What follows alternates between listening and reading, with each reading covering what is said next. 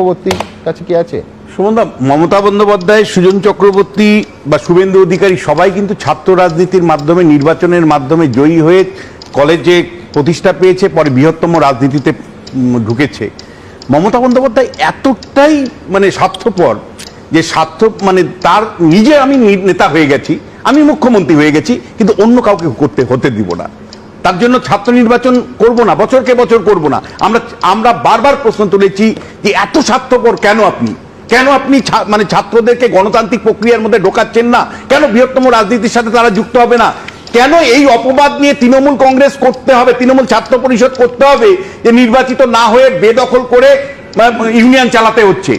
এই অবস্থাটা তৈরি হয়েছে, তার কারণটা হলো রাজ্যের যে শাসক তৃণমূল কংগ্রেস, তারা এই মডেলটা ডেভেলপ করেছে যে ভাই নির্বাচন না করিয়ে আমার লোকজনকে দিয়ে ওই ইউনিয়নটাকে দখলে রাখবো, শিক্ষা প্রতিষ্ঠানগুলোকে নিয়ন্ত্রণ করব, সেখান থেকে সংগঠনের জন্য টাকা তুলব, এবং এরাই আবার নির্বাচনের দিন ভোট লুট করবার কাজে ব্যবহার হয়। এই মডেলটা কলকাতায় যারা নেতা, তৃণমূলের নেতা, যারা মন্ত্রী, যারা এই ধরনের সুযোগ সুবিধাগুলো পান, তারা কিন্তু এই ছাত্র নির্বাচন না করে এই মডেলটাকে তারা সচেতনভাবে ডেভেলপ করেছেন।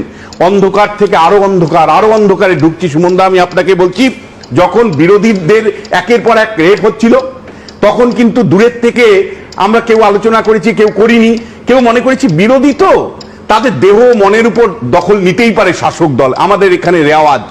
আজকে তৃণমূল কংগ্রেসের ঘরের মধ্যে ঢুকে গেছে। তৃণমূল কংগ্রেসের লোকরা এখন তৃণমূল কংগ্রেসের দ্বারা রেপ হয়, তৃণমূল কংগ্রেসের লোকরা এখন তৃণমূল কংগ্রেসের দ্বারা মরে, এবং দিনের পর দিন এই ঘটনাগুলো হচ্ছে। কিন্তু তারপরেও কিন্তু আপনি লক্ষ্য করবেন কোনো সংশোধনের কোনো জায়গা নেই। যে মানে যে ধরনের সংশোধনের কথা পরিবর্তনের সময় বলেছিল আপনার ইন্টারভিউতে, এবং আপনার দিদিগিরি বইয়ে আমি ডিটেলস ধরে বলতে পারি যে মমতা বন্দ্যোপাধ্যায় স্টুডিওতে এসে বলেছিলেন যে আমরা ক্ষমতায় আসলে সিপিএম যেভাবে কলেজ বিশ্ববিদ্যালয়ে দলীয়করণ করেছে, আমরা দলীয়করণ থেকে মুক্ত করব, কোন শিক্ষাবিদ ছাড়া অন্য কেউ গভর্নিং বডিতে যাবে না। আর সেই মমতা বন্দ্যোপাধ্যায় বিশ্বাসঘাতকতা করে, পরিবর্তন না করে, সে তার সমস্ত নেতাদেরকে একটার পর একটা কলেজে বসিয়েছে, কলেজের মাথার মধ্যে বসিয়েছে। দিনের পর দিন আমরা যখন প্রশ্ন করেছি যে আপনার পরিবর্তনটা তাহলে করলেন কোথায়, উত্তর নেই। দিনের পর দিন কিন্তু ওই একই মডেল, বরঞ্চ আরো খারাপ মডেল। আপনি তো পরিবর্তনের ডাক দিয়েছিলেন, আপনি তো বলেছিলেন যে শিক্ষাঙ্গন থেকে রাজনীতি মুক্ত করবেন।